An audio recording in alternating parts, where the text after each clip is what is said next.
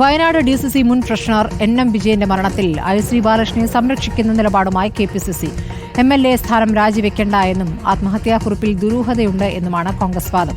വിവാദം അന്വേഷിക്കാൻ പാർട്ടി നിയോഗിച്ച സമിതി ജില്ലയിലെത്തിയിരിക്കുന്നു. NM വിജയന്റെ കുടുംബാംഗങ്ങളുമായി കൂടിക്കാഴ്ച നടത്തുകയാണ്. അതേസമയം ആത്മഹത്യാക്കുറിപ്പിൽ ശാസ്ത്രീയ പരിശോധന നടത്താനൊരുങ്ങുകയാണ് പോലീസ്. ബത്തേരി അർബൻ ബാങ്കിലെ നിയമന കൊഴക്കേസിൽ പോലീസ് രജിസ്റ്റർ ചെയ്ത കേസിൽ NM വിജയനും പ്രതിയാണ്.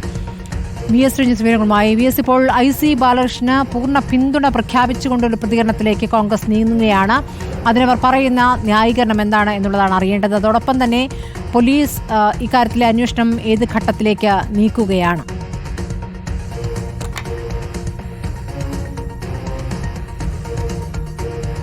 സ്മൃതി, IC ബാലകൃഷ്ണനെതിരെ എന്തെങ്കിലും നടപടി ഉണ്ടെങ്കിൽ അത് ഈ ഉപസമിതിയുടെ റിപ്പോർട്ടിന്റെ അടിസ്ഥാനത്തിൽ മാത്രമായിരിക്കും. ഇന്ന് രാവിലെ 11:30 മണിയോടുകൂടി ഉപസമിതി അംഗങ്ങളെല്ലാം DCC ഓഫീസിലെത്തുകയും DCC പ്രസിഡന്റ് ND അപ്പച്ചനുമായി കാണുകയും ചെയ്തിട്ടുണ്ട്. ഇനി അവർ IC ബാലകൃഷ്ണൻ MLA മൊഴി രേഖപ്പെടുത്തും. ഇപ്പോൾ ഞാൻ നിൽക്കുന്നത് മരിച്ച NM വിജയന്റെ വീട്ടിലാണ്. NM വിജയന്റെ കുടുംബവുമായി ഈ ഉപസമിതി അംഗങ്ങൾ സംസാരിച്ചുകൊണ്ടിരിക്കുകയാണ്. KPCC ജനറൽ സെക്രട്ടറി ജയന്ത്, അച്ചടക്ക സമിതിയുടെ ചെയർമാൻ ആയിട്ടുള്ള തിരുവഞ്ചൂർ രാധാകൃഷ്ണൻ, സണ്ണി ജോസഫ് MLA, അതോടൊപ്പം TN പ്രതാപൻ ഉൾപ്പെടെയുള്ള സംഘങ്ങളാണ് ഈ ഉപസമിതിയിലുള്ളത്. അവരിപ്പോൾ NM വിജയന്റെ കുടുംബവുമായി ബന്ധപ്പെട്ട് സംസാരിച്ചുകൊണ്ടിരിക്കുകയാണ്. അതിനുശേഷം IC ബാലകൃഷ്ണനെ കാണും എന്ന് മനസ്സിലാക്കുന്നു. 2 മണിക്ക് അവർ മാധ്യമങ്ങളെ കാണുന്നുണ്ട്. ഈ ഉപസമിതി റിപ്പോർട്ടിൽ ഗുരുതരമായ പരാമർശങ്ങളോ ഗുരുതരമായ കണ്ടെത്തലോ ഉണ്ടെങ്കിൽ മാത്രമേ IC ബാലകൃഷ്ണനെതിരെ നടപടി ഉണ്ടാവാൻ സാധ്യതയുള്ളൂ. അതിന് കാരണമായി KPCC പറയുന്നത് IC ബാലകൃഷ്ണന്റെ ഇതുവരെയുള്ള പ്രവർത്തനങ്ങളും ട്രാക്ക് റെക്കോർഡുകളും അത്തരത്തിലൊരു അഴിമതിക്കാരനാണെന്നുള്ള ഒരു സാധ്യതയും കാണുന്നില്ല എന്നുള്ളത് തന്നെയാണ്. ഏതായാലും ഈ ഉപസമിതി റിപ്പോർട്ടിന്റെ ഒരു സംക്ഷിപ്തമായ രൂപം എന്തായിരിക്കും എന്നുള്ളതാണ് നടപടിയിലേക്കുള്ള തുടർ നടപടിയിലേക്ക് പോകാൻ സാധിക്കുക.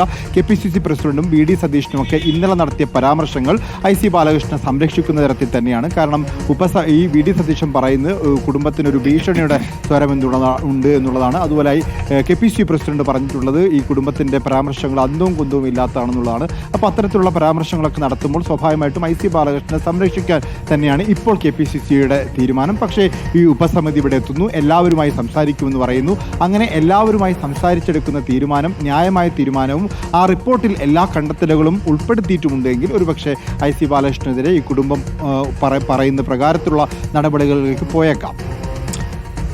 ശരി, VS രഞ്ജിത്താണ് വിവരങ്ങൾ നൽകിയത്.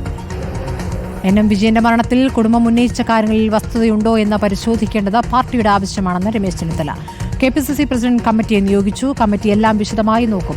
ശേഷം എന്ത് ചെയ്യണമെന്ന് ആലോചിക്കുമെന്നും ചെന്നിത്തല പ്രതികരിച്ചു. KPCC പ്രസിഡന്റ് ഒരു കമ്മിറ്റിയെ നിയോഗിച്ചിട്ടുണ്ട്. ആ കമ്മിറ്റി ഇന്ന് അവിടെ ചെന്ന് അന്വേഷിക്കുന്നുണ്ട്. ആ അന്വേഷണ റിപ്പോർട്ട് വന്നു കഴിഞ്ഞാൽ പാർട്ടി ഗൗരവത്തോടെ അത് പരിശോധിക്കും. എന്നിട്ടാണ് എന്ത് ചെയ്യേണ്ടതെന്ന് ആലോചിക്കുന്നത്. MV ഗോവിന്ദൻ രാജിവെക്കണമെന്ന് പറഞ്ഞാൽ ആരവിടെ രാജിവെക്കാനിരിക്കുന്നത്? അത് രാഷ്ട്രീയ പ്രേരിതമാണ്. അത് നമുക്ക് യോജിക്കാൻ കഴിയില്ല. ഞങ്ങളൊരു സംഭവം ഉണ്ടായി, അതിനെപ്പറ്റി ഞങ്ങളുടെ പാർട്ടി തലത്തിൽ ഒരു അന്വേഷണം നടത്തണ്ടേ? അത് നടത്തേണ്ടത് ആവശ്യമല്ലേ? ഇത് കോടതിയൊന്നുമല്ല. ഒരു അന്വേഷണം നടത്തി വസ്തുതകൾ പഠിക്കാനും മനസ്സിലാക്കാനുമാണ് മുതിർന്ന നേതാക്കൾ അടക്കമുള്ള ആളുകളെ അങ്ങോട്ട് പാർട്ടി KPCC പ്രസിഡന്റ് നിയോഗിച്ചു.